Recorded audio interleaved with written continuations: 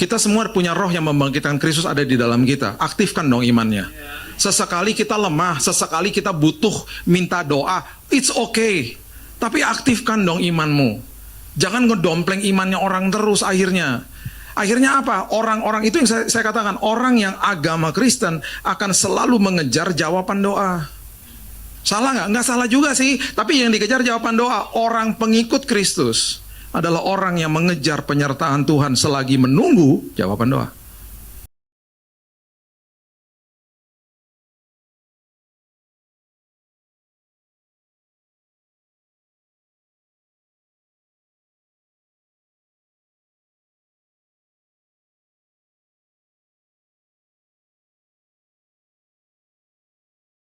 Berikan yang terbaik karena kami sudah punya yang terbaik.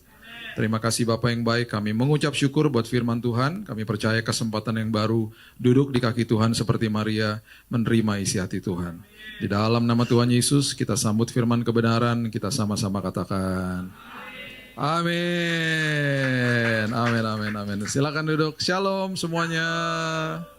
Selamat tahun baru, selamat Imlek, selamat Valentine. Apalagi ya?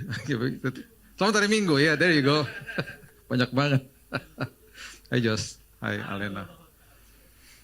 Oke,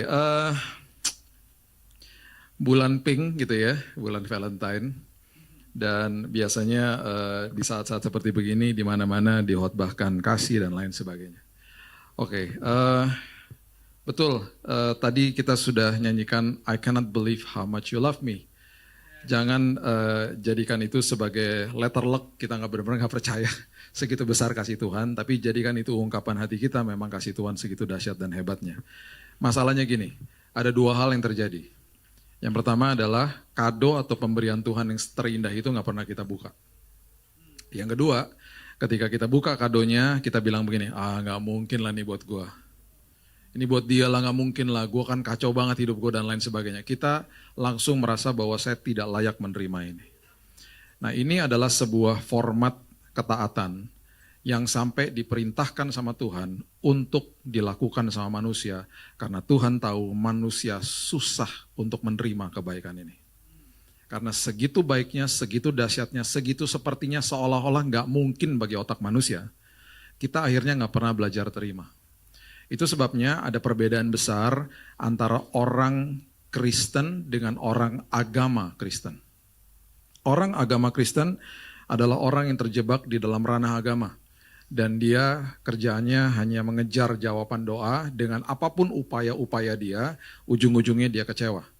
Yang terjadi adalah orang-orang seperti begini adalah orang-orang yang senantiasa hidupnya penuh dengan stres dan depresi, bahkan marah sama Tuhan. Bahkan dia mau ngatur-ngatur Tuhan. Bahkan dia bisa katakan bahwa saya nggak suka caranya Tuhan dalam hidup saya. Dan seterusnya dan seterusnya. Di dalam sejarah kekristenan, yang namanya orang Kristen itu pertama kali disebut itu di Antioquia. Dan itu adalah sebuah kata cibiran yang diberikan kepada mereka saat itu. Jadi mereka dikatakan begini, Kristen loh gitu. Karena mereka dianggap sekte dari Nazaret. Mereka dianggap orang-orang yang aneh pada saat itu, sementara di satu sisi mereka mengabarkan Injil, mereka menggegerkan dunia dengan Injil, dan orang yang bertobat itu ribuan setiap hari untuk terima Yesus. Nggak ada Alkitab Perjanjian Baru. Nggak ada. Mereka adalah murid-murid yang menerima kebaikan Tuhan, mereka melihat sendiri di depan mata mereka sebuah keajaiban yang terjadi, di mana mereka ada di sebuah ruangan, Yesus menembus masuk, dia ada di situ, Thomasnya bertobat dan lain sebagainya. Mereka mulai keluar, mereka mulai akhirnya dilengkapi dengan roh Tuhan, roh kudus yang dicurahkan. Tiba-tiba mereka yang tadinya pengecut, mereka yang meninggalkan Yesus waktu Yesus disalib, cuma Yohanes yang berani berdiri di depan, yang satu menjual Yesus, yang satu menyangkal Yesus.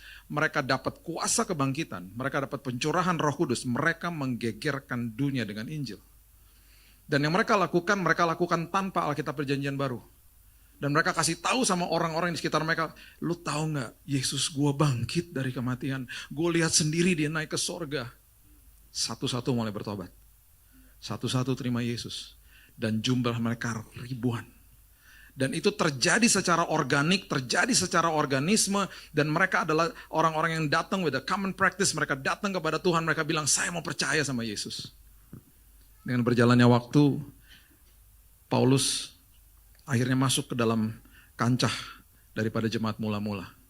Dia diperkenalkan oleh Barnabas di Antioquia kepada pilar gereja mula-mula seperti Petrus, Yakobus, Yohanes. Dan Paulus kenalan sama mereka. Paulus mulai kasih tahu sebuah pengajaran yang luar biasa tentang kasih karunia. 2/3 dari perjanjian baru ditulis sama dia. Padahal dia gak pernah ketemu Yesus, dia tulis sesuatu yang dahsyat. Dia kasih tahu, dia bertentangan, sempat dia bertentangan sama Petrus, dia bilang, lu gak bisa dong ngajarin kayak begitu, tuh Taurat lagi, lu mesti ngajarinnya kayak begini. Petrus masih bilang, enggak lah, harus disunat, enggak usah. Semua yang ada di dalam fisiknya manusia perjanjian lama, lu harus ajarin mereka masuknya ke dalam sini, terjadi perselisihan di situ. Lu tahu gak, dulu tuh yang sakral adalah bait Allah, sekarang yang sakral tubuhmu adalah bait Allah. Dulu yang sakral Sabat, sekarang yang sakral adalah pikiran dan hatimu masuk ke dalam perhentian Tuhan. Semua yang serba fisik dimasukin ke sini. Dulu yang sakral pengorbanan, sekarang yang sakral adalah ketaatan di dalam hati lo. Dia mulai kasih tahu semua hal-hal yang dahsyat, mereka mulai berembuk dan lain sebagainya, jumlah mereka makin bertambah, makin bertambah, makin bertambah.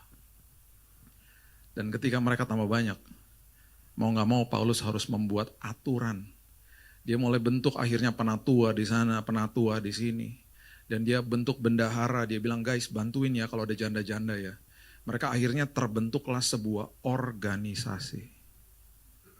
Karena makin banyak tuh orangnya. Dan organisasi sampai selamanya akan dikelola oleh manusia. Dan itu sebabnya organisasi pasti ada kelemahannya. Yang tadinya organik, akhirnya jadi organisasi. Nah dengan berjalannya waktu, akhirnya mulailah semua kepercayaan di dalam dunia mulai dilembagakan yang namanya agama. Termasuk agama Kristen. Dan kalau kita lihat lembaga agama, itu adalah semua upaya manusia datang kepada Tuhan yang dia sembah atau yang dia mau percaya dengan semua tata ibadah, upaya, dan semua aturan-aturan. Dan itu semuanya baik-baik saja sebenarnya. Kita kerucutkan lagi ke dalam agama Kristen. Di dalam agama Kristen terjadilah perselisihan satu sama yang lain. Gue gak suka sama doktrin lo, gue gak suka sama doktrin lo. Timbul Presbyterian, Methodist, Baptist, Lutheran, Nazarene. Timbul Calvinis, Pentecostal, Charismatic, sampai hari ini. Denominasi ini yang akhirnya jumlahnya ribuan, dilembagakan lagi jadi sinode. Yang kita lihat hari ini, ribuan sinode, ribuan denominasi, ribuan tata ibadah. Tahun ini adalah tahun ke-27 saya melayani mimbar. Berarti saya sudah diundang ke ribuan gereja kalau saya hitung-hitung. Dan berarti saya sudah masuk ke dalam ribuan tata ibadah. Ada yang berlutut sebelum khotbah.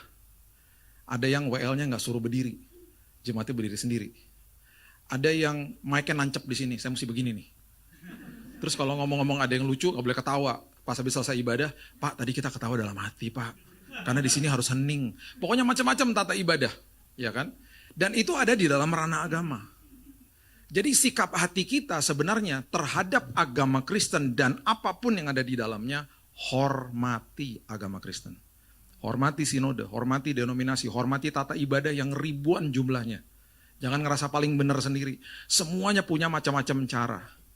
Kejar isi hati Yesus. Jangan kultuskan hamba Tuhan. Jangan dikit-dikit datang ke hamba Tuhan bilang, Pak doain dong Pak, anak saya biar cepat kuliah. Pak doain dong Pak, biar anak saya cepat dapat jodoh. Pak doain dong Pak, barang ketahan di bea cukai. Lama-lama saya ngerasa ya Tuhan dewa, saya dukun. Please deh. Kita semua punya roh yang membangkitkan Kristus ada di dalam kita. Aktifkan dong imannya. Sesekali kita lemah, sesekali kita butuh minta doa. It's okay. Tapi aktifkan dong imanmu. Jangan ngedompleng imannya orang terus akhirnya. Akhirnya apa? Orang-orang itu yang saya katakan, orang yang agama Kristen akan selalu mengejar jawaban doa. Salah nggak? Nggak salah juga sih. Tapi yang dikejar jawaban doa, orang pengikut Kristus adalah orang yang mengejar penyertaan Tuhan selagi menunggu jawaban doa. Berubah hidupnya. Karena di saat penyertaan Tuhan selagi dia menunggu jawaban doa, terjadi keintiman di situ. Terjadi perubahan karakter di situ. Terjadi pertumbuhan rohani di situ. Dan itu saat yang paling intim, yang paling indah terjadi dalam hidupnya dia. Orang yang ngejar jawaban doa, orang itu kehilangan momen itu. Kehilangan Immanuel, Allah penyerta kita, kehilangan momen itu. Dan mereka akhirnya datang kepada Tuhan dengan keinginannya dan lain sebagainya, mereka ngatur-ngatur Tuhan. Dan itu sebabnya orang Kristen kebanyakan yang datang kepada saya ngomongnya begini. Saya udah doa Pak, saya udah puasa, kok Tuhan gak jawab? Ikut Tuhan pakai formula. Pak, Bapak waktu sakit kan Bapak katanya kesaksian Bapak gini-gini, saya udah lakukan hal yang sama Pak. Kok gak gitu ya Pak, kok gak bisa ya? Ya gak gitu kali. Semua punya pengalaman masing-masing sama Tuhan. Contoh, misalnya angka 8 itu adalah tujuan dari hidup kita. Karena kita sering kali dihotbahkan kemakmuran mulu, kita akhirnya bilang begini, multiplikasi dong kalau sampai kepada tujuan hidup. 4 kali 2, 8, 6 tambah 2, kita ditambah-tambahkan terus Pak, amin. Betul Tuhan menambah-nambahkan, betul Tuhan multiplikasi. Tapi 10 kurang 2 juga 8, 12 kurang 4 juga 8. Tiba-tiba terjadi setback, tiba-tiba terjadi kehilangan kesempatan, tiba-tiba kita merasa, lah gue kenapa dia dapat duluan, gue gak dapat ya. Terus tiba-tiba merasa kehilangan sesuatu. Tuhan lagi set prioritas kita sebenarnya, untuk dibalikin ke dalam tujuan yang benar. Dan orang pengikut Kristus akan bersuka cita, akan bilang gini, gak apa-apa Tuhan, apapun yang terjadi pasti membawa kebaikan bagi aku. Pasti begitu, jadi akhirnya dewasa rohani gitu loh. Nah orang-orang seperti ini, akhirnya kita juga paham apa yang terjadi. Bahwa waktu Yesus datang. Kalau saya harus bilang satu-satunya Tuhan, karena diklaim banyak Tuhan sama orang lain toh. Kita cuma percaya sama satu Tuhan, tapi satu-satunya Tuhan yang datang ke bumi ini. Dia menjadi inisiator untuk memperdamaikan hubungan manusia sama Tuhan. Dan mengorbankan dirinya hanya Yesus. Dan dia gak pernah bilang begini, follow me agama Kristen dulu, gak ada. Follow me titik, udah. Itu harus jadi sikap hati kita, sikap paradigma kita setiap hari. I'm the follower of Christ. Saya lagi ikut sosok pribadi yang maha tahu, maha hadir, maha kuasa.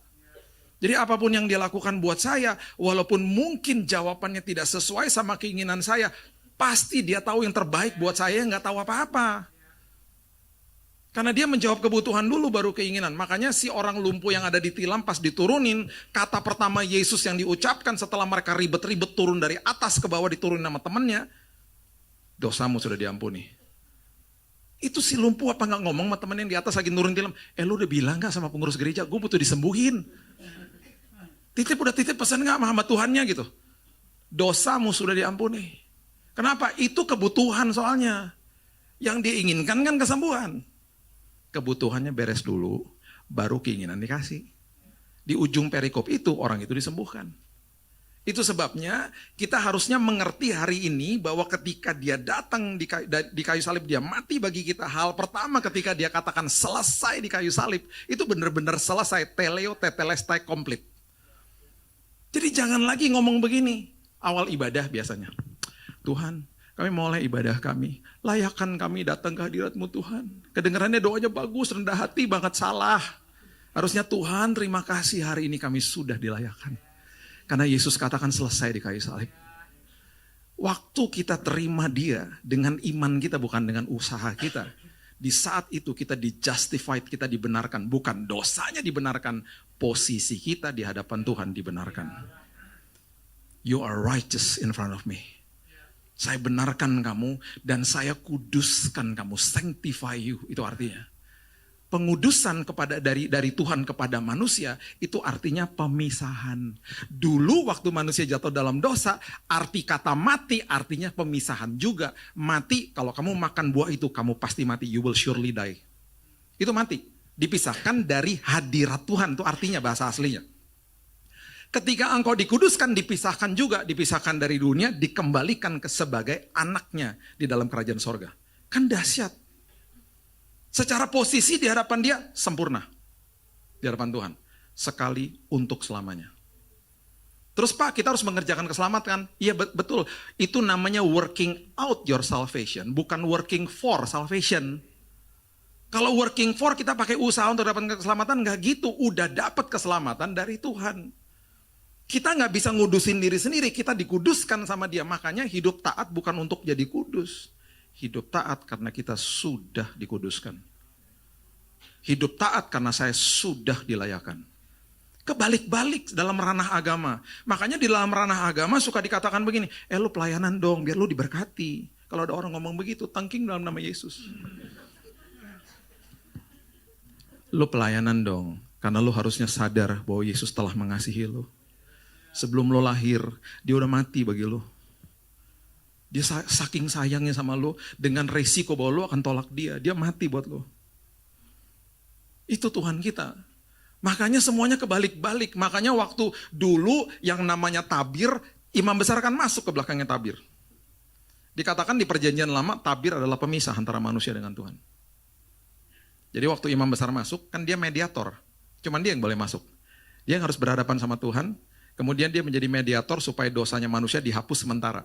Makanya Atonement Day, hari pendamaian sekali setahun. Dia masuk nih. Kalau dia nggak kudus, mati dia. Makanya kalau masih ada hari pendamaian sampai hari ini, masih ada imam besar masuk ke belakang tabir, kita rame-rame ke rumahnya imam besar sebelum ada hari pendamaian. Kita ngomong begini sama dia, bro, thank you ya lu jadi mediator gua. By the way, lu udah puasa sosmed belum? Lu pikiran lu harus kudus lu, kalau nggak metong lu besok mati lu di sana. Udah, gua nggak mau dengar apa-apa. Netflix mau gua matiin. Udah, gua juga nggak mau dengar apa-apa. Udah, gua kudus nih, gua ngudusin diri gua gitu. Itu imam besar tuh, tugas yang mulia and yet menakutkan. Jadi waktu dia masuk ke belakang tabir, Alkitab mengatakan di Keluaran, ketika dia masuk, tabir atau hordennya ketutup lagi, ceger. Karena pemisah.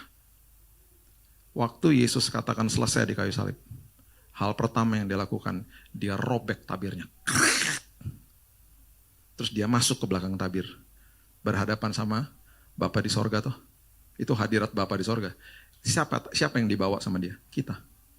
Diperdamaikan dengan Bapa di sorga. Sekali untuk selamanya. Imam besar agung. Makanya saya sedih. Ketika bulan lalu, lagi kebakaran di LA, masih ada orang yang khotbah-khotbah begini. Bapak Ibu, hati-hati, Tuhan murka sama LA. Tuhan kirim tuh api dari sorga. Sedih saya. Itu ya kalau khotbah kayak begitu, itu sama aja tuh orang ngejahit lagi tabirnya. Dijahit lagi tabirnya sama dia. Jemaat ketakutan. Makanya lu hidup kudus, ntar Tuhan murka lu malu. Sedih saya. Sekarang pertanyaan saya. Paling sering dia duduk dan mengasihi belas kasihan, grace abound dan segala macam di perjanjian baru sama siapa? Orang berdosa. Dia datang ke rumahnya Matius. Matius tulis di WhatsApp grupnya, guys datang ke sini guys. Ini orang dahsyat banget. Kumpul teman-temannya. Yesus makan dengan Matius dan teman-temannya. Dia mampir ke rumahnya Sakeus. Siapa yang mau mampir? Dialah. Mereka semua terima terbaik. Akhirnya hidupnya berkelimpahan di sini. Akhirnya mereka memberikan yang terbaik. Nggak pakai disuruh. Matius jadi murid Yesus. Sakeus nggak pakai disuruh, dia bilang begini, semua yang saya mau balikin berkali-kali lipat. Karena terima kebaikan Tuhan. Dia duduk sama wanita di Samaria. Semua orang berdosa dia duduk. Sekarang pertanyaan saya, apa dia benci sama orang-orang di LA? Betul itu kota bejat banget, bener. Saya nggak tinggal di situ sih, saya tinggal di, pokoknya di dekat ya di tengah lah. 13 tahun saya tinggal di Amerika. Saya tahu lah tuh kota bejat.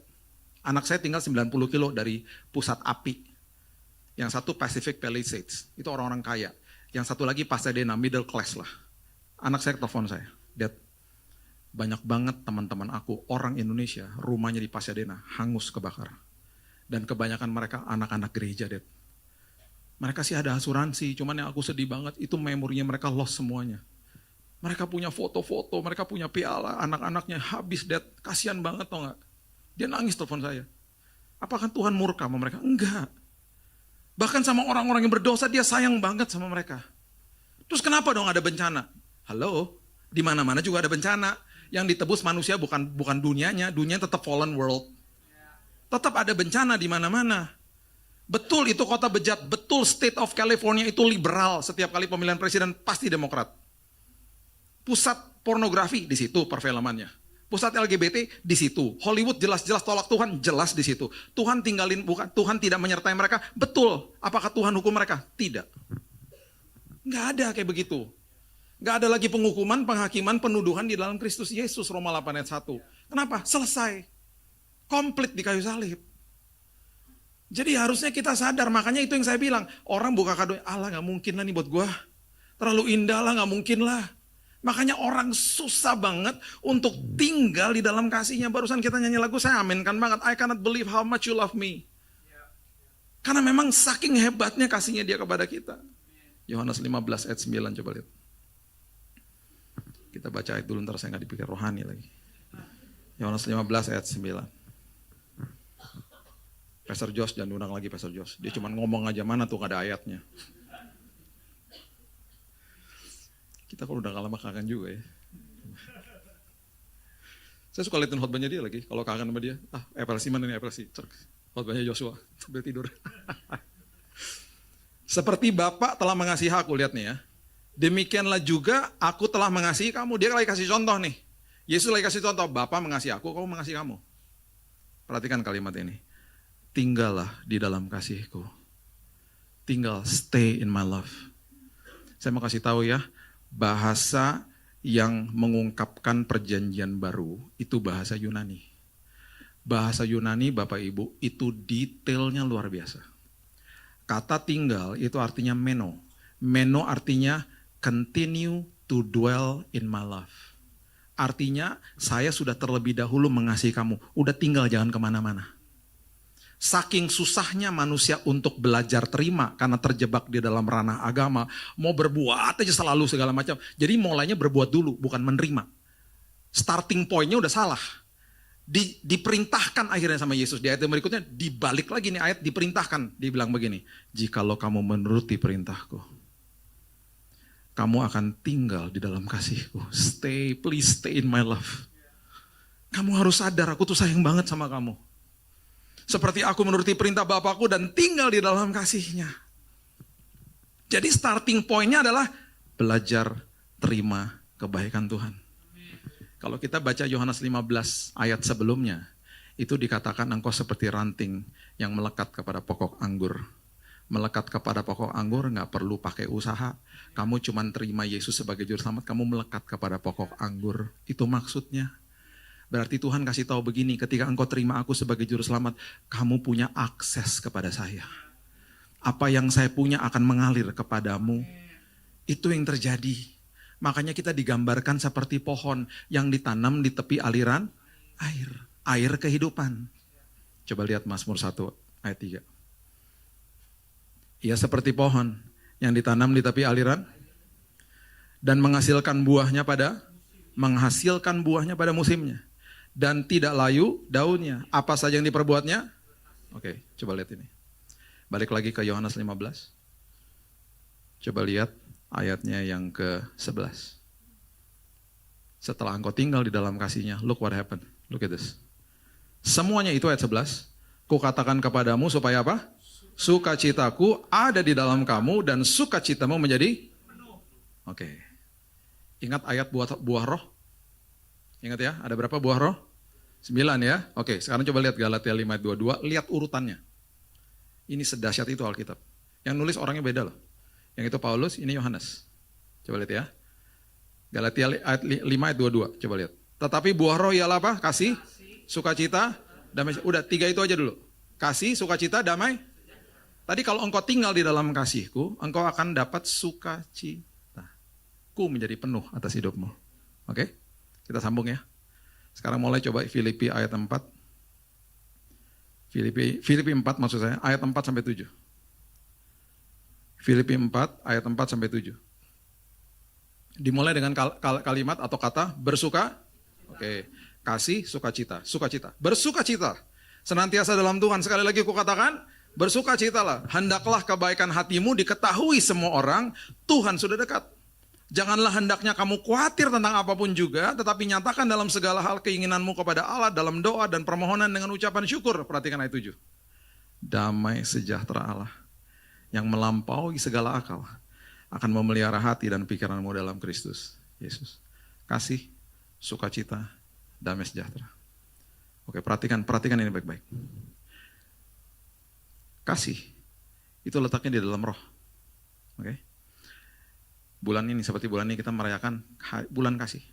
Kasih itu adalah keputusan, bukan perasaan. Kasih itu mengalahkan segala-galanya. Itu memerlukan respon dari kita.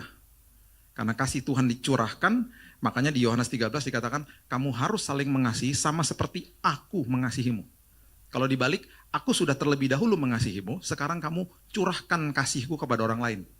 Kamu mengasihi orang lain bukan berdasarkan kasihnya dia kepada kamu, tapi berdasarkan kasihku kepadamu. Kamu belajar terima dulu kasihku, stay in my love, baru kamu bisa mencurahkan kasihmu kepada orang lain. Saya nggak bisa kasih kado kalau saya nggak punya kado. Saya nggak bisa kasih uang kalau saya nggak punya uang. Saya nggak bisa kasih waktu kalau saya nggak punya waktu. Saya nggak bisa kasih yang terbaik kalau saya nggak punya yang terbaik. Berarti saya harus terima dulu. Makanya kita suka bingung kalau didengungkan dari atas mimbar. Ayo Bapak Ibu kita berikan yang terbaik. Oke, berikan yang terbaik. Apaannya? Bingung. Karena nggak pernah belajar terima. Makanya Yesus kalau diartikan dalam bahasa sehari-hari, ketika dia ngomong sama Marta, dia akan ngomong begini, lu jangan pelayanan-pelayanan dulu, sini duduk dulu seperti Maria, terima dulu seperti dia, baru nanti kamu bisa berikan yang terbaik. Itu maksudnya. Jadi kebalik-balik soalnya. Nah, kasih keputusan. 1 Korintus 13 ayat 4-7. Dimulai dengan apa? Kasih itu sabar, murah hati dan seterusnya toh. Lawan daripada sabar adalah tidak sabar. Lawan daripada kasih semuanya adalah perasaan. Tidak sabar itu perasaan. Sabar adalah keputusan. Mau tidak sabar, ke Indomaret aja, ngantre bentar, pasti nggak sabar. Orang Indonesia tuh suka nggak mau ngantre, kecuali jemaat FLC. Saya baru check out dari hotel, ampun orang Indonesia ya. Check out dari hotel, cuman berdua di lift, dua-dua bawa koper gitu ya. Minggu lalu nih. Berarti kan dia mau check out juga, jam check out kok gitu. Mau keluar, lift kebuka, cier. Tiba-tiba di depan saya ada orang, begini. Untung saya bukan beli lantang zaman dulu. Sampai saya bilang gini, Mas, boleh gak saya keluar dulu? Oh iya pak gitu. Ampun deh. Makanya kalau lift kebuka kan gubrak-gubrakan depan lift. Kayak orang ketakutan ketinggalan lift, tau gak? Yang dari dalam keluar dulu. Makanya yang kelihatan ngantri jemaat FLC pasti. Jangan ketakutan ketinggalan lift, pencet aja tombolnya. Kalau sampai liftnya ketutup juga berarti liftnya rusak. Puji Tuhan kita gak masuk. Aduh, mau boarding, gubrak-gubrakan mau boarding. Sampai satu hari saya udah ngatain, saya bilang ini, Pak, itu yang di dalam boarding pas Bapak ya, itu tuh nomor itu Pak, itu artinya tempat duduk. Bukan tempat berdiri. Kayak ketakutan gak dapat tempat duduk tau gak? Kayak mau naik bus kota, wih, buruan. Lu ntar dapat tempat duduk, udah nyantai aja. Lu gak boleh berdiri juga di situ. Ah, gimana sih? Ampun orang Indonesia tuh. Di Indomaret, istri saya lagi ngantre. Tiba-tiba ada orang nyelak. Ditegur sama dia. Mas, abisnya gak ada yang tegur. Ditegur. Mas, ngantri dong. Ya ampun Bu, cuma 1 botol aqua. Gak bisa gitu dong, hargain dong yang lain gitu kan. Oh, jadi kisruh Indomaret. Yang ngantre pada marah, petugas di counter bilang, Mas, ngantri Mas. Pas pulang dia cerita sama saya, tadi aku tegur tuh ibu-ibu, bapak-bapak di Indomaret. Kamu berani banget sih? Iyalah, kalau udah apa-apa kan tinggal panggil kamu. Emang gue preman? Ya kan kamu berdiri aja di pintu, orang juga serem. Apaan serem? Ntar juga pester Billy, ntar gitu lagi. Saya mau boarding. Mau boarding 3 orang lagi. Pester Billy ya? Iya. Minta doain boleh? Aduh. Sekarang nih, mau boarding loh kita. Serius nih sekarang? Iya Pak, saya pikir dia ketakutan terbang. Saya melipir dong ke kiri. Bapak, Ibu, 2 anak. Ayo Pak, minta doain apa? Saya juga bingung, terserah pester aja. Ayo elah, entar aja kali ah. Jangan kutuskan nama Tuhan, gak baik tau. Berapa tahun lalu saya doain orang sakit 7 mati semua yuk. Gak jadi minta doa. Tadi gue minta doain sama dia gak jadi ya. 10 tahun lalu, ya 2015, bener. Sampai nama saya santer tuh kemana-mana saat itu. Sempet ya. Dia dapat telepon saya. Pak, kami dengar Bapak kalau doain orang cepat ketemu Yesus. Ini Papa lagi sakit. Udah sekarat, dokter udah angkat tangan, ada di rumah. Boleh gak Bapak datang ke rumah? Buat apa? Doain. Doain apa? Jawabannya rohani banget, supaya yang terbaik terjadi. Supaya Papa mati maksudnya. Saya datang karena kenal ya. Di mobil saya bilang sama istri saya, lucu juga ya, biasanya kan pendeta diundang untuk doa kesembuhan. Ini doa kematian. Kita doa, pas sudah sampai tengah-tengah doa, si Om ngomong gini, yang saya lihat datang tadi bukan kamu sama istri kamu saja, lebih dari 2. Saya langsung senang, aduh malaikat Tuhan datang beserta dengan saya kan. Keluarganya kisruh, malaikat menjemput. Ampun. Pulang selesai seminggu dapat telepon. Pak, mujizat terjadi Pak. Aduh gue kaget. Apaan mujizat apaan? Papa sembuh total. Serius? Iya Pak. Sampai dia bisa jalan-jalan seperti dapat organ baru Pak. Luar biasa. Saya seneng banget ya. Saya kasih tahu istri saya, sayang tuh si Om sembuh loh. Luar biasa. Pasien pertama sembuh. Yang lain mati semua. Kasih dalam roh keputusan. Temennya kasih yang ada di dalam jiwa. Di dalam jiwa tuh ada kehendak, ada emosi, ada perasaan dan seterusnya. Itu namanya jatuh cinta. Siapa yang pernah jatuh cinta? Yuk angkat tangan sama-sama saya. 1, 2, 3. Oh Tuhan ampuni, gak angkat tangan. Bohong banget sih lo ah. Lu bohong banget. Oh, jatuh cinta. Tanya sama bini gue tuh, jatuh cinta sebelum kenal malah pernah juga dia. Sama saya maksudnya. Lu ganteng banget sih, botak, ya ampun. Dulu dia gitu, pas ngeliat saya dulu lah. Jatuh cinta bisa hilang kapan aja, karena letaknya di dalam jiwa. Kasih, gak bisa dicuri sama iblis. Oke? Sambung ya, sukacita yang tadi. Temannya sukacita adalah happiness, atau yang kita kenal dengan kata kesenangan, kebahagiaan. Bisa hilang kapan aja. Sukacita, gak bisa. Damai sejahtera juga gitu. Temannya damai sejahtera namanya ketenangan yang ada di dalam jiwa. Bisa hilang, bisa kapan aja. Saya di rumah sakit waktu dirawat kena cancer, senang gak? Yang gak seneng kali, orang di rumah sakit masa seneng kan gak mungkin dong ya. Tenang, gak juga. Saya ngeliatin orang mati, jalan, tiba-tiba ada orang menjerit-jerit gitu ya, pintu pas kebuka, suster mau masuk, tiba-tiba ada ranjang ditarik keluar, udah ditutup, udah jadi jenazah keluar gitu. Terus dengerin code blue, code blue, code itu lantai kemo soalnya. Orang mati tiap hari. Senang? Enggak. Tenang? Enggak lah.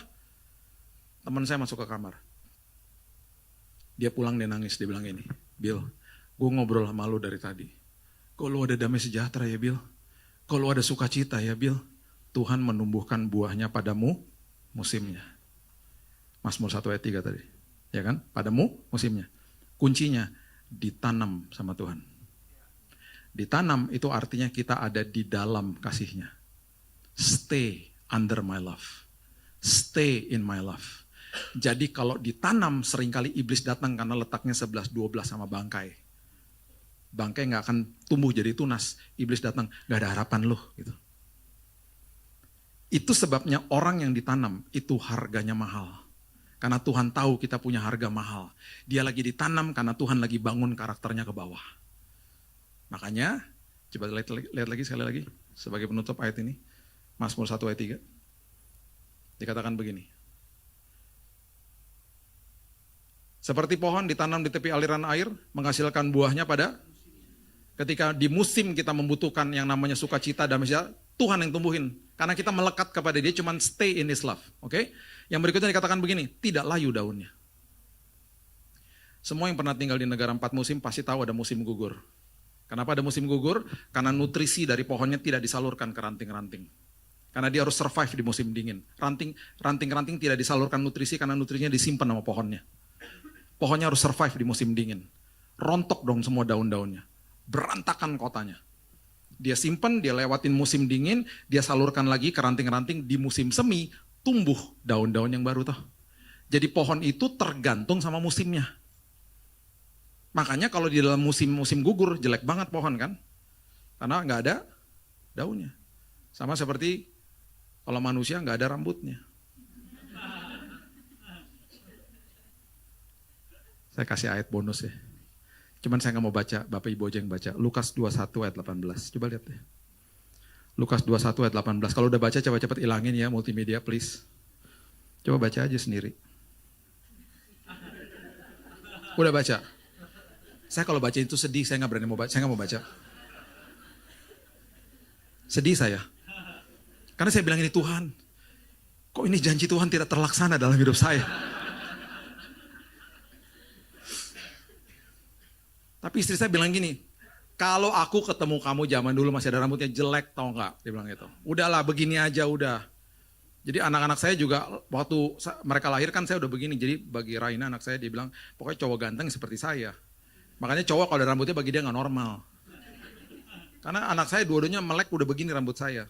Satu hari adik saya Jesse dulu kan suka main film, saya pakai wignya dia. Gondrong gitu. Anak saya nangis sampai cegugukan. Jadi saya tahu dong kelemahannya dia.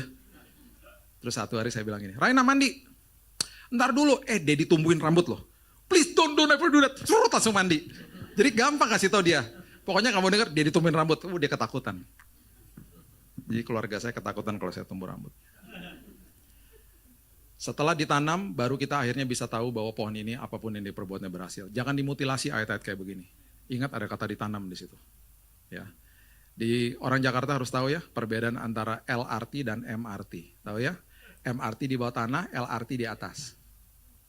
Kok banyak nggak tahu sih? Muka-mukanya tahu dong ya. Di dekat rumah saya lagi dibangun LRT di atas. Teman saya datang, orang Jakarta. Di dekat rumah lo MRT lagi dibangun. L. Emangnya beda? Beda. M di bawah, L di atas. Oh gitu, beda ya, beda lagi. L tuh cepat bangunnya. Pakai pancang-pancang, taruh rel. MRT kan lama. Makanya fase kedua dari Bundaran HI sampai ke kota nggak jadi-jadi kan. Karena dibangun lama banget di bawahnya. Saya ngikutin progresnya. Nanti abis itu selesai, dari Cikarang sampai Balaraja. Woi, ketemunya Dobby Gautnya di bawah, Sarina di bawah, Grand Central Station di bawah, keren ya. Sarina tuh ntar. Dibangun ruasnya dari mana dulu? Tomang sampai Pulau Gadung. Terus nanti LRT juga gitu, ada sampai ke Halim. Kenapa saya tahu semua ini? Karena Bapak Ibu lagi lihat calon Menteri PUPR.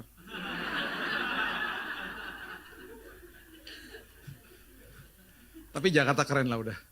Karena ngejar ketinggalan. Jadi berapa puluh tahun ke depan ya udahlah kita growing pains lah. Udah pasti pembangunan di mana-mana. Karena harus begitulah. Ngejar ketinggalan ya. Semua yang dibangun ke bawah mahal. Ini muka-muka pedal ya. Suka main pedal ya di sini. Main pedal tuh yang keren tuh di lantai 26 di Agora Mall. Tahu nggak? Di Autograph Tower. Itu gedung tertinggi loh di Indonesia. Waktu lagi dibangun, nggak naik-naik. Saya pikir mangkrak. Teman saya bilang gini, lu mesti tahu kalau gedung tertinggi apalagi kayak gitu, itu fondasinya lama banget dibangun ke bawah. Makanya kalau lu lihat mall-mall yang mahal, basementnya berlapis-lapis ke bawah karena jual barang mahal. Kalau lu lihat ITC, parkirannya di atas karena murah. Baru tahu ya. Cepat jadi murah gedungnya karena jual barang murah. Oh gitu, iya. Semua yang dibangun ke bawah mahal. Makanya kalau prosesmu akan sedikit lama, tenang aja, karena berarti Tuhan mau bawa tempat tinggi. Tuhan akan bawa hidup kita sangat tinggi. Dan ketika nanti ada badai, kita tidak akan goyang. Ketika ada pujian, kita nggak akan sombong. Karena akarnya dibangun ke bawah. Dan kalau lagi dibangun ke bawah, stay in His love. Dia sangat mengasihi kita. Dan itu sebabnya buka kadonya. Dan ketika kita terkaget-kaget sama kasihnya dia yang begitu dahsyat. Karena memang begitulah kasih Tuhan sama kita, tanpa kondisi. Sebagai penutup, kasih itu berarti mau direpotin. Dan kasih nggak mau ngerepotin orang. Jadi bangun pagi, besok ambil keputusan. Karena di dalam dunia ini nggak ada orang yang tepat. Jangan nunggu orang yang tepat yang masih jomblo, karena nggak ada. Yang ada adalah kita harus ambil keputusan untuk jadi orang yang tepat bagi pasangan kita. Jadi kado buat mereka. Kalau dua orang itu melakukan hal yang sama, terjadi hal yang dahsyat. Ya, papa saya lakukan hal itu. Dia kasih bunga sama mama di hari-hari yang menurut kita lebay. Mama staycation sama kakak-kakaknya di sebuah hotel, mereka punya hotel favorit lah di Jakarta. Cuman sehari itu juga papa yang nganter. Besoknya mama pulang dikasih bunga segede-gede bagong, welcome home. Please deh pak. Mama cuman pergi sehari. Dia bilang emangnya harus kasih bunga kalau Valentine sama ulang tahun aja? Kan bisa kapan aja. Itu keluar dari seseorang yang digebukin sama bapaknya ketika dia masih ada di kampung Tomongan di Manado karena opa saya adalah tentara Kenil. Sebelum dia nikah sama mama saya, dia lepaskan pengampunan. Dia bilang gini, saya gak mau bawa sampah dari masa lalu. Saya mau jadi kado buat mamamu. Terima yang terbaik dari Tuhan, hidupmu jadi kado buat orang lain. Berikan tepuk tangan kita untuk Tuhan kita. Bapak yang baik, terima kasih buat sore hari ini. Mengucap syukur buat jemaatmu di tempat ini. Ku percaya Tuhan bahwa di bulan yang sungguh indah ini, di mana-mana orang merayakan Valentine dengan cara mereka masing-masing. Tapi kami mengerti bahwa kasih yang sebenarnya adalah kasih yang tanpa kondisi. Yang Kau berikan kepada kami Tuhan, justru sebelum kami lahir, sebelum kami ada di dalam dunia ini, Engkau telah mati bagi kami. Dan sangat sederhana hari ini Engkau mengatakan dan Engkau ingatkan kami untuk tinggal di dalam kasih-Mu. Kami mau sadar bahwa setiap hari kalau kami bangun pagi, Tuhan gak pernah berseberangan sama kami. Tuhan selalu di pihak kami. Walaupun mungkin kami buat salah kemarin Tuhan. Engkau adalah Bapa yang baik. Dan itu sebabnya kalau kami terima yang terbaik, kami sanggup memberikan yang terbaik. Ketika kami menerima kasih-Mu, kami makin gak mau buat dosa Tuhan. Ketika kami dilimpahi dengan kasih-Mu yang dahsyat, kami akan jaga hidup ini justru Tuhan. Itu sebabnya Tuhan ajari kami supaya hari ini kami sadar bahwa kasih-Mu tiada tara Tuhan. Seperti lagu yang kami nyanyikan tadi Tuhan. I don't believe how much you love me. Memang begitulah besar kasih-Mu atas kami. Meteraikan firman ini ya Tuhan, karena kami juga sudah dimeteraikan sama Roh Kudus. Dan hanya di dalam nama Tuhan Yesus, kami sudah berdoa, mengucap syukur, dan percaya bahwa janji Tuhan adalah ya dan amin. Kita sama-sama katakan, amin. God bless you.